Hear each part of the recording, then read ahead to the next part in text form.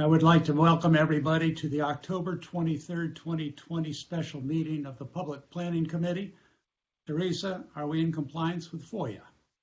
Yes, sir. Thank you.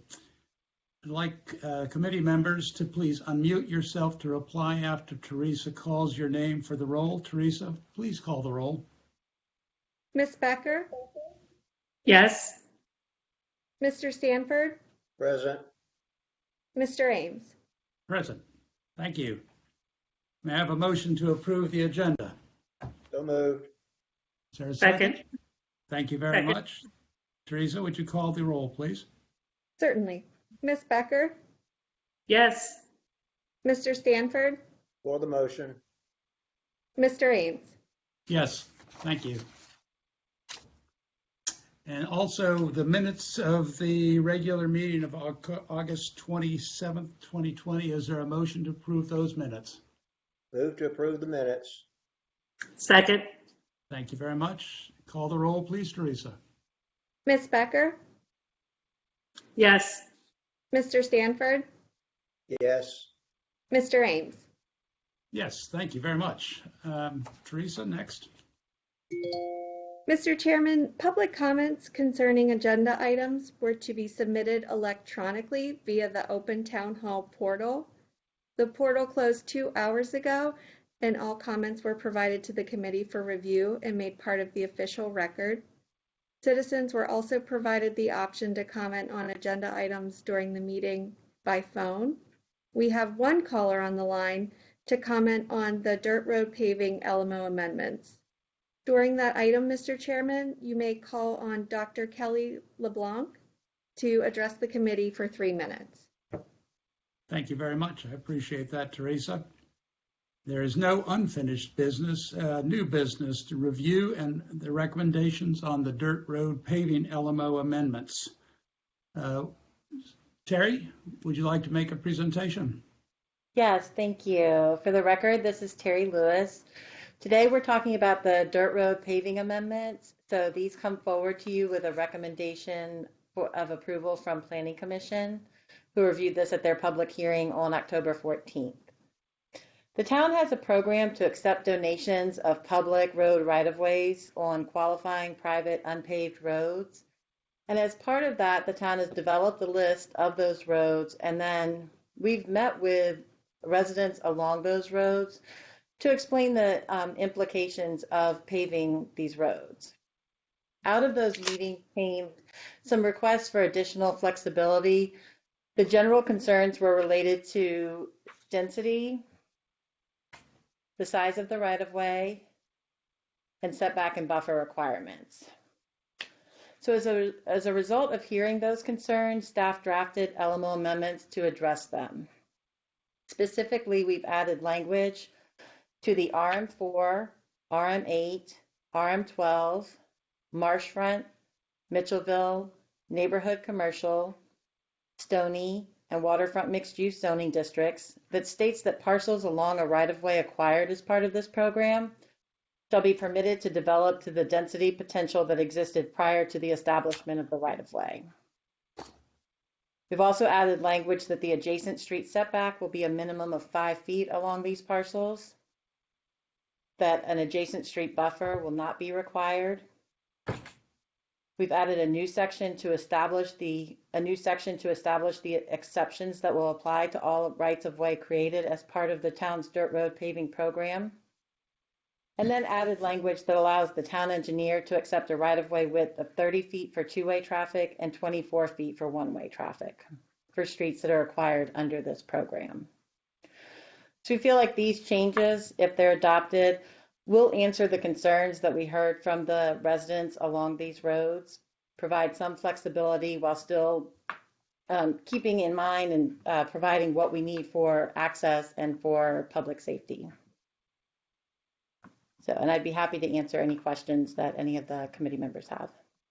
Okay, according to my agenda, it says that this is when we could receive a call from Dr. LeBlanc. Teresa, is that appropriate, or should we have the committee members' comments first or questions? Mr. Chairman, that's up to you, whatever you prefer. Yeah, I'd like to hear from Dr. LeBlanc first so that our committee members have the benefit or for the thoughts. Thank you. Absolutely. Dr. LeBlanc? Dr. LeBlanc, are you on the line? Yeah, it was going on. Dr. Can you hear LeBlanc? me? Yes, we it Okay, it was going on and off on mute for a while there. This is Kelly LeBlanc. My husband is Newton Green. He is of Gullah descent, and I wanted to highlight an issue that is related to road paving, and I'm going to use personal property as an example. In 1997, right-of-way easement was granted to property that was owned by his family on Elizabeth Road, which is off of Jonesville Road. The right-of-way easement, because we did a title search on our own, was I could only find the easement for the turnaround at the end of the road, but not for the complete road. As a result of that, the property that we now own, that used to be owned by my husband's uncle, with the acreage was listed in Beaufort County as 1.2 acres. But after we did the survey, the actual, without the road, because it was somehow not just, it was transferred from easement to actually Beaufort County owned road somewhere along the line. And the property acreage is actually 0.9 instead of 1.2 acres. So all during that time from 1997 until we actually got the surveyed actual acreage corrected in Beaufort County, we and my husband's uncle had been overcharged for taxes. So that's 0.3 acres that we were charged for taxes that for a road that was actually owned by Beaufort County. So I'm just highlighting that this is an issue for our family, but this is just an example. I'm sure that there are other people out there that have the same issue. I know that because Newton's nephew, who now owns the adjacent property, has the same issue. And of course, Beaufort County won't reimburse him for being charged double the taxes on the property that he now owns. So I just would like to highlight that there's a process issue there that needs to be addressed, that when the town grants the easement, what happens to the ownership. I know that it's still kind of, you're able to, at some point, still calculate that for dwelling units, but somehow the process of it turning from an easement to an actual ownership is transferred without the owners getting the benefit of decreased taxes. So since taxes are a major issue for the Gullah people, I think that there's an opportunity for the town to just go back and audit what was done in the 1990s and since then, and maybe before too, to see, okay, what roads, dirt roads were paved, who owns these roads now, and can we have the Beaufort County tax records corrected? And that would, I think, lower a lot of people's taxes. Because a lot of people are not in our position that we could afford a survey. And so they're probably just paying taxes that are way too high without even knowing it. So Dr. that's all I LeBlanc, have thank to you say. very much. I appreciate you bringing that to our attention. Thank you. Terry, would you follow up with town attorney and see what we can do on that? Yes, I will. All right, thank you very much. All right, comments from the committee regarding paving dirt roads and dirt roads ordinance changes. Ms. Becker, any questions or comments? Well, I have a couple. And just picking up on Dr. LeBlanc's phone call, I'm curious as to how it's now set. I understand the look back in terms of how the property taxes are relevant to the exclusion of the easement now roadway. How is that set up for now? How is that? Has anyone thought of this? Has this been looked at? Do we know going forward what the result of this would be? Thank you. So I can't answer specifically to taxes. What I can tell you is that when we would go forward to pave a dirt road, we would do a survey, we would establish the right of way, and then especially based on this information, we would use that to do two things. One, to make sure that we understood what the size of the parcel was previously to part of that land being given to the town for the right-of-way, because we need to know that so that we know how much density that property should receive, even though they're giving up a portion of their land for the right-of-way. And then I will talk to Curtis as part of this and find out what the best way to ensure that the county records also reflect that change, so that the amount that they're being taxed on is based on that, the actual size of their parcel with the right-of-way portion removed from it. And then another question that I have is, once the easement piece is taken out of the land, and as you mentioned, the density wouldn't change, but what is the impact to this? Do we have a survey in terms of, or do we have a list of what size lots that actually leaves someone to use? Sure, absolutely. And we don't have it for all of the dirt roads on the list right now, but we do have it. We have acquired surveys for some of the roads where we've started to meet with the residents along those roads. And what we found is that we're not going to need very much land for the right-of-way from the property owner. So it wouldn't be so much that it would make the property unusable. The other part to understand is that for the majority of these dirt roads, almost all of the property along there is developed with at least one home on it. And that was part of the reason for doing the reduced setback and the no buffer, was because the properties are already developed. So what we found in most cases is that removal of a portion of the parcel for the right-of-way will either not change how many units can be on the property, or it would only decrease it by one. But we would be grandfathering that density so that ultimately it would not have a negative effect. And again, we wouldn't be taking so much property that they wouldn't be able to put that second unit if they qualified for one. Right, and I guess that's my bigger concern, is just how much of the land with this excluded, with the easement excluded, are we covering more of the land than is really appropriate? How small of a lot, how small of an area is left behind, even though you don't lose the density? How much is left behind that makes it realistically something that can be considered a buildable lot? Right, and again, the amount that's being taken for the right-of-way is not so great that it will take so much of the property that it would make it unusable, or even if you had already developed it, uncomfortable to live there adjacent to the roadway. And then I guess I'm, always concerned when we start talking about reducing the setback from a roadway. And from experience, 5 feet and next to a roadway, for a setback doesn't really provide enough room to ensure safety. And I wonder whether or not there has been a survey done, or someone who has looked at those aspects of this. How difficult is it to get around turns, to maneuver into driveways, or whatever the case may be with cars, with a 5-foot setback? The safety issue is my focus with regard to that. Absolutely, and we've reviewed these amendments with both the fire marshal, as well as our town engineer has participated in the development of them. That's how we developed the 30-foot right-of-way as a minimum right-of-way.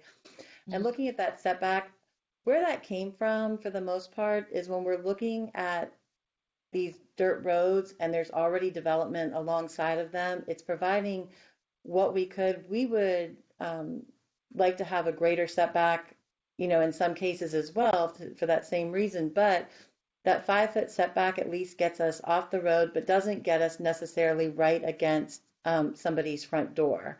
because again, a lot, along these roads, there are already homes in place, and fairly close in many instances to where the right-of-way will be.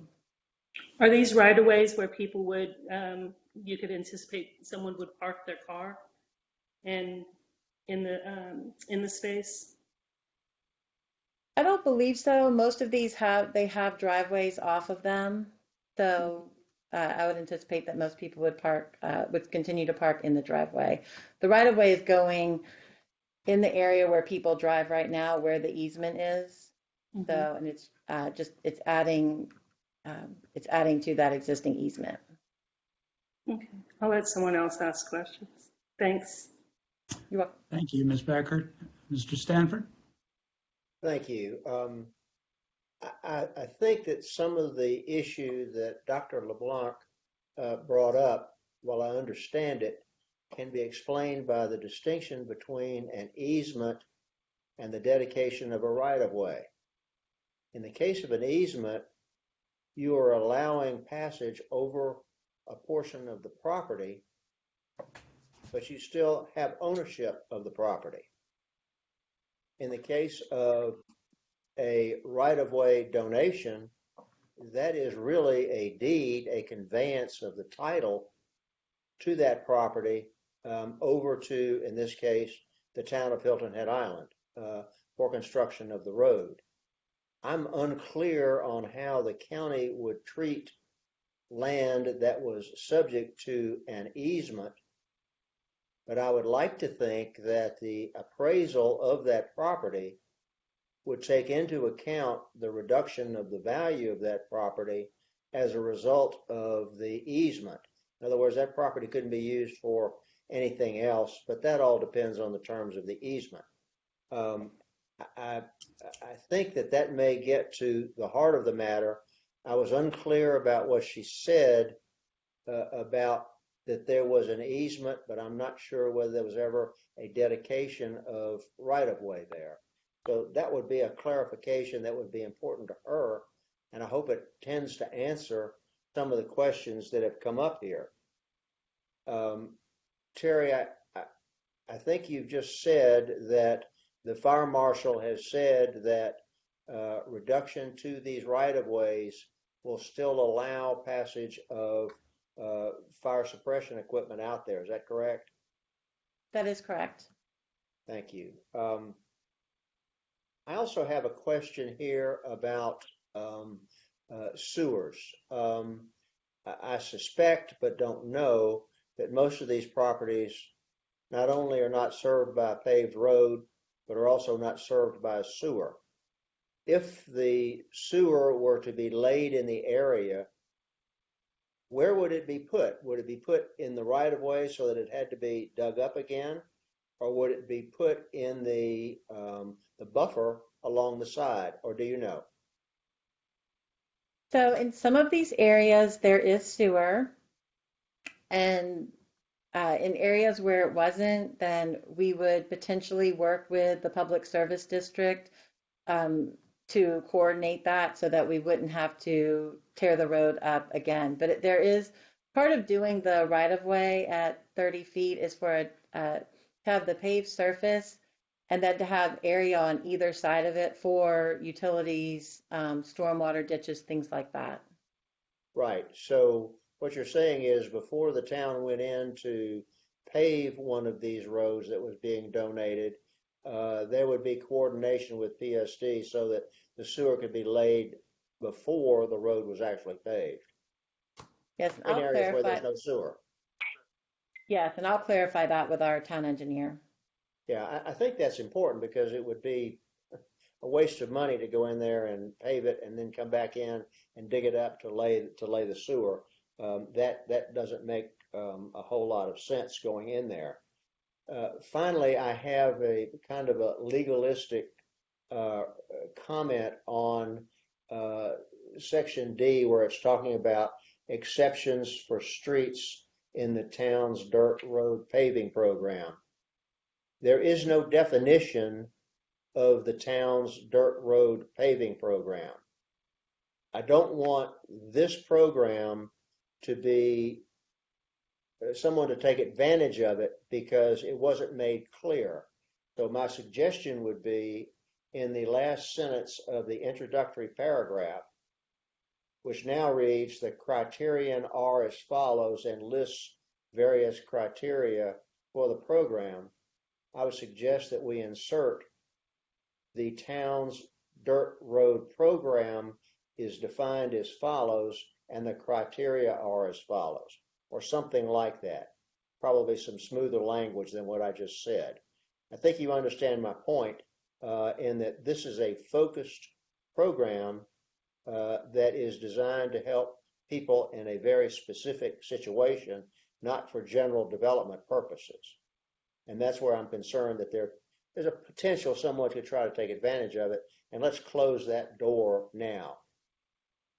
Finally, as I understand it, to try to express the density issue as clearly as I can, if a person owned a parcel of property in one of these areas that was suitable for 2 units, 2 houses on this property, and if as a result of the donation of the right-of-way, the amount of acreage was reduced so that under the current zoning, they would only be suitable for 1 house.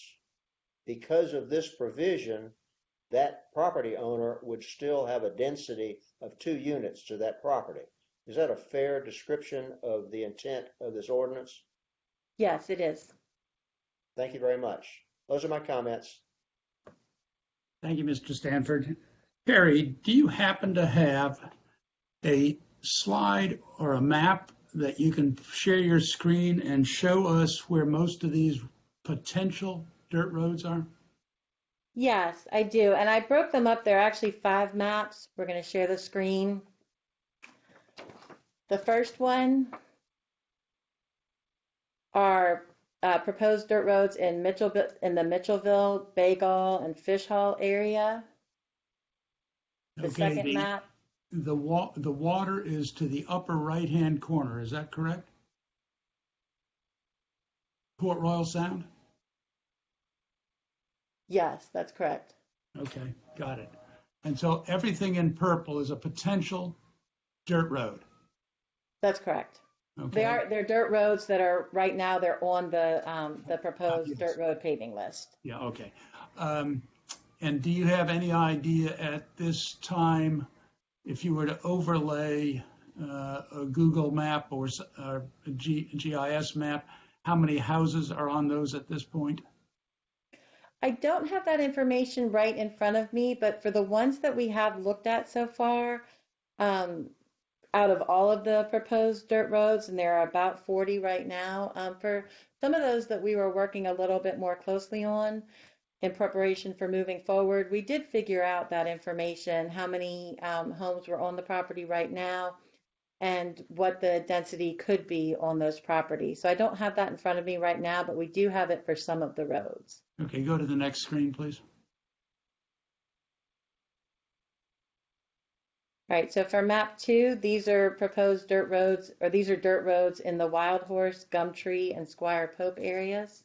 Okay, Squire Pope is the road to the upper left, diagonally? That's correct. Okay, That's correct. thank you. All right, I'm noticing that in many cases, this is relatively low ground, and I'll make a comment about that after we get through seeing them. Go ahead. Unless anybody else on the committee has a comment. Okay, this is Marshland Road. Yes, Marshland, and then there are a couple off of 278 as well, but the most part it's off of Marshland. All right.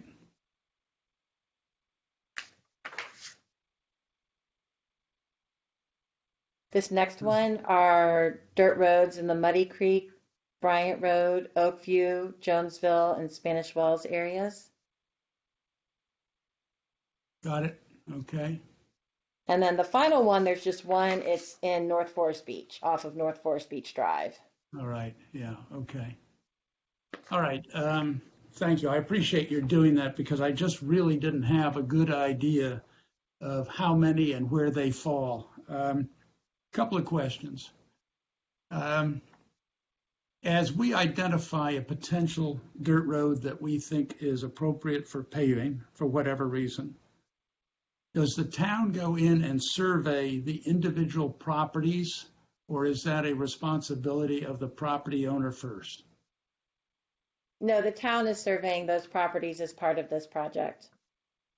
So we're not doing a title search, but we have closed the plat to our satisfaction. Yes, and part of that is so that we do know what the acreage is of that property, as well as being able to plat the right-of-way. Okay.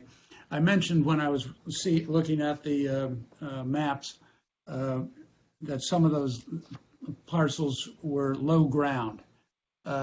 Has engineering, staff engineers looked at this and said that once we put asphalt down on a low piece of ground, which is an impervious cover, is it going to drain adequately, or is there a provision within these rights of way to accommodate some swale or other drainage? Yeah, so the dirt road paving program, I'm taking forward the LMO amendments, but it is an engineering program, and so they've been the lead on it. And so yes, as they develop the rights of way, they're looking at drainage and how to accommodate that as well, and that would be part of this project. Okay. Well, those are my questions. Another chance, Ms. Becker, any further comments? So there are a couple of missing pieces there for me. There's a lot of information, but there's only some of the roads that have been looked at and able to get answers to your question as to homes, etc. on them. The engineering, I understand they're taking the lead on that, but has there been, what comes first, the chicken or the egg? Has there been a checkoff or an okay on this road, that road, or the other from engineering that this will satisfy the needs of keeping things from flooding and all that comes with expanding pavement and having houses that are so close now, 5 feet to a roadway? So that's another one of my questions. And then just another matter in the amendments, in the listings, it refers to the historic neighborhood overlay district also. And I'm not going to be able to vote to move amendments forward that contain something that hasn't been yet discussed and approved. So that's just another, unless someone has an explanation on how that makes sense. I can explain that. Let me address your first question related to engineering. So we've been working with engineering on this, and that's how these amendments came to be. In meeting with the residents that lived along the roads before they could get comfortable with these, they had those concerns related to if we applied existing setbacks and buffers, how would they be able to have the density that they have now if we were going to take part of it for a right-of-way? And so that's what led to these amendments. But engineering is definitely sensitive in the development of the rights-of-way and the planning for them, and working with the residents that live along those roads to ensure that what we're putting in there is going to be a benefit, so that that road will provide access, that it will provide drainage, perhaps where there isn't any right now, or it isn't as good as it could be. So we've definitely been working together on that. For the second part, yes, what was sent to you in your packet did reflect changes that would be would have occurred if the HNPO amendments and associated zoning map amendments went forward. What I've done since that time to prepare for what would be going to town council for these amendments is to remove anything related to the HNPO district. So what would go to you for the November 4th meeting would not have anything. It would not mention the RM6 zoning district. That would come out, and anything related to HNPO would come out as well.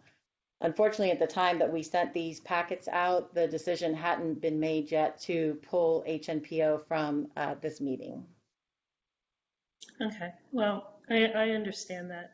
And I guess with it being in there, it just brings up the additional question of the building blocks in terms of what comes next, and then what comes next in terms of these properties.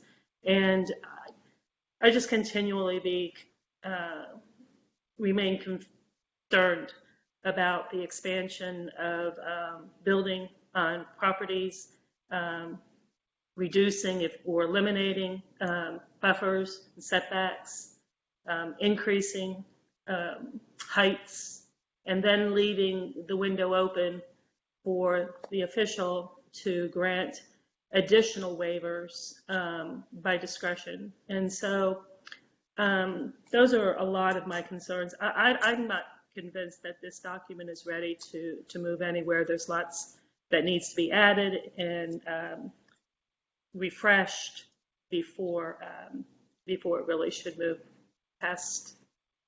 That's my comments. Thank you. Mr. Stanford? Thank you. Terry, I think I just heard you answer my question, but I'll ask it anyway. And that is, in the negotiations and consultations that have been going on with various property owners, have you received indications that they will proceed with the donation of this right-of-way if these amendments are passed? From some property owners, yes. I couldn't say that for every property owner. So. Yeah, okay. Well, the paving of the roads has been a very frustrating thing for you in the staff level and for everyone involved. And I appreciate the effort here to try to facilitate these things. And I hope that indeed we'll be able to proceed to pave some of these roads that need paving in these various areas, and that the property owners will cooperate with us. Thank you. My personal opinion is that we've been struggling with this for a long time. Staff has been working hard. Engineering has been working hard. Mark Grant has been struggling mightily over a period of a number of years to make this happen. I think we should move on it, and if we have to make amendments to it down the road, I think that makes sense. But I, from a personal standpoint, believe that it makes eminent sense to pass it at this time. So I would ask for a motion if there is one.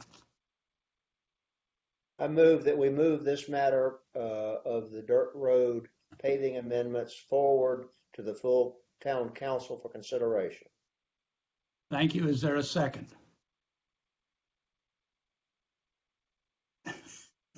Seeing that Ms. Becker is reluctant. I'm reluctant for the reasons I said. I just don't think it's I understand. I'm not prepared to do that. I will second. Teresa, will you call the roll on the motion? Ms. Becker? Not at this, no. Mr. Stanford? For the motion. Mr. Ames? Yes, for the motion. The motion Thank you. passes 2-1. Thank you very much. Teresa, are there any other staff reports or any staff reports? No, sir. Okay. Committee business, we do have to approve the agenda and adopt the meeting schedule for 2021. Is there a motion to do so? Move adoption of the proposed schedule of meetings. Is there a second? Okay, thank you. Second. Teresa, would you call the roll, please? Ms. Becker? Yes. Mr. Stanford? For the motion. Mr. Ames? Yes, please. Thank you. Now, before we adjourn, because we've run such an efficient meeting, I would like to give our committee members the opportunity to opine on what they think public planning ought to be looking into in the near future. Mr. Stanford, do you have thoughts on that in that regard? I have one, and that is I would like to see a review of any current ordinances relating to dilapidated or deteriorated buildings and structures on the island. As part of that, I would like to hear suggestions from staff as to corrections to that. We have a number of buildings on the island that are in poor, dilapidated condition. I have heard from time to time that there's not much we can do about that. I think that we need to find a way to deal with that, to make sure that we maintain the brand and the image of this island, and to provide safe structures for the benefit of those who live and work here. So I would like to see for lack of a better term, a dilapidated buildings presentation come forward to us when the staff can pull that together. That's the one thought that I have at this moment. Thank you. Terry, I believe staff has reviewed this in the past. Would you be able to at least find whatever documents have discussed or presented ideas on this and send it to the three of us on this committee, please? Yes, we can do that. Thank you. Thank you. Ms. Becker, do you have thoughts? Always. But in line with what Glenn just brought up, what I had intended to bring forth today is not only do we have dilapidated buildings and structures,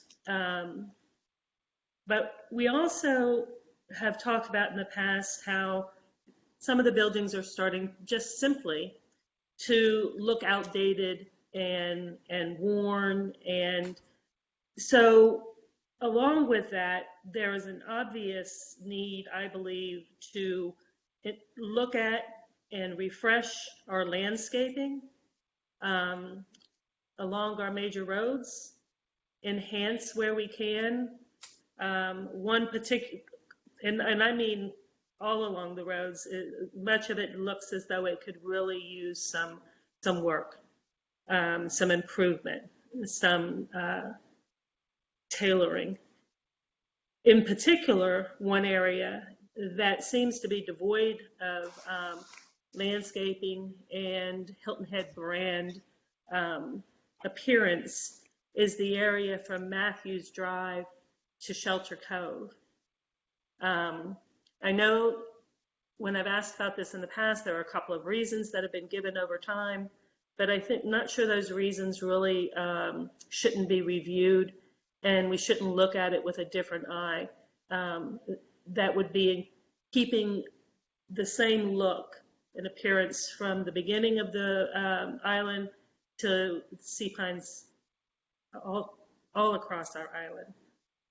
And so in general, the landscaping around the island, I think, needs to be improved, refreshed, added to, whatever it takes. And that particular area, or any others that I might not be aware of that are devoid of landscaping, need to be brought up to speed. That's it. Thanks. Sure. I have a couple of comments. One, kudos to staff. Just today I was meeting with the Shelter Cove POA, and they told me that staff has been very upfront whenever something was going to touch or affect or influence or impact Shelter Cove. Staff would approach the POA and let them know, and also give them the opportunity to have input. And they recognize that as a change of attitude over the last few years. And so I just wanted to say thank you to staff. Also, I serve as liaison to the airport board, and in speaking to John Rembold, the director of the airports, he has cited an example where Parker's gas station is being considered, and I gather was approved by the town, and that's in an approach and landing zone that theoretically should have been brought before the airport and also the FAA. and I gather it was not. So I'm just urging staff to make sure that any project that is underneath the approach and departure pathways of the airport get reviewed by John Remble and the FAA. Lastly, I want to read something that's in our comprehensive plan, and I think it's important for all of us, both public officials, staff, and community, to keep these things in mind. Fraser's 7 basic principles are embedded in many of the island's subsequent development patterns and way of life. Number 1, do not impose development on the environment. Do not impose development on the environment. 2, create green space for privacy. 3, keep density as low as profitable as possible. 4, create roads for beauty and efficiency, not just transit. 6, cut only those trees that are absolutely necessary. And 7, think always of enhancing the quality of life for those who would be residents of the island. Why did I bring those up? I've sat in on a number of design review board meetings over the last few years, and oftentimes I sense that the design review board is caught in a bind where it wants to suggest that height, massing, sign dimensions, aesthetics, issues that rightly fall within the LMO are in conflict with what the DRB is trying to achieve for the broader community. And so as you drive around the island, and I'm saying anybody who happens to be watching this program, I want you to think of the 7 principles that Charles Fraser offered. And when you drive by a new development or a new building, ask yourself, is that development in conflict with or enhances what Charles was talking about? I'm afraid that our experience on South Forest Beach, with a very large building very close to the road, is an example of where the LMO fell short. Now, on Pope Avenue and in Coligny Plaza area, we actually had a setback that has apparently worked well because the hotel that was built, I think, fits in reasonably well. Had that been right on the right of way, we would be experiencing it in a much different way. So I again think that it is important for the staff to look at, with the benefit of the DRB, of the observations, to look at height and massing. And then also, as you drive around the community, notice some of the new development that I will call track housing, where a straight road is subdivided one house after another. There's not a tree left. There's no sense that the environment was considered. And so I think that we have gotten too far away from the principles that distinguished Hilton Head Island for so many years. I think that there are so many examples of really quality residential development. I'm not talking about gated communities. I'm talking about places like Timbercrest or Silver Moss off of Spanish Wells Road. That there is a sensitivity and an attempt to recognize the natural environment and the conditions of the environment that suggest a certain development pattern. And I'm really trying to highlight those developments that seem to ignore to an extreme what the natural ground is trying to tell us. And also what we would like to value in this community. So my suggestion is that Public Planning Committee request of staff a review of those things that DRB has highlighted and review the recent developments across the island and come back to public planning and give us an assessment of their recommendations of what might be changed in the LMO to have it be more in keeping with those 7 principles Charles Fraser outlined years ago. Those are my comments. Mr. Stanford. David, I sincerely appreciate you highlighting those underlying principles about our community. In furtherance of trying to gather more information, I think it would be useful to have either a joint meeting with the DRB or to have the chairman of the DRB make a presentation to us about concerns that DRB is suffering.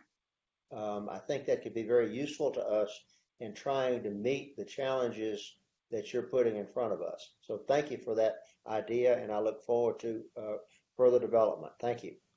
All right, thank you.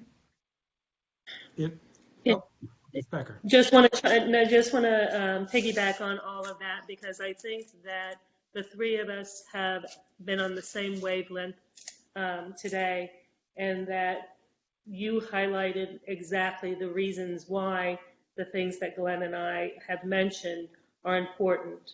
And I absolutely believe strongly that it is our responsibility to make sure that those principles are remembered in everything that we do on the island. I think, Glenn, your idea is very good. I've watched those DRB meetings for years now, and I believe that they struggle sometimes, and they don't necessarily, anyway, I think they struggle sometimes, and I think that would be a fantastic idea to have a joint meeting with them and to hear their concerns and to make sure that we make the policies that create the environment that David described, and I know we all want.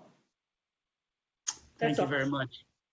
If there's no further business, is there a motion to adjourn?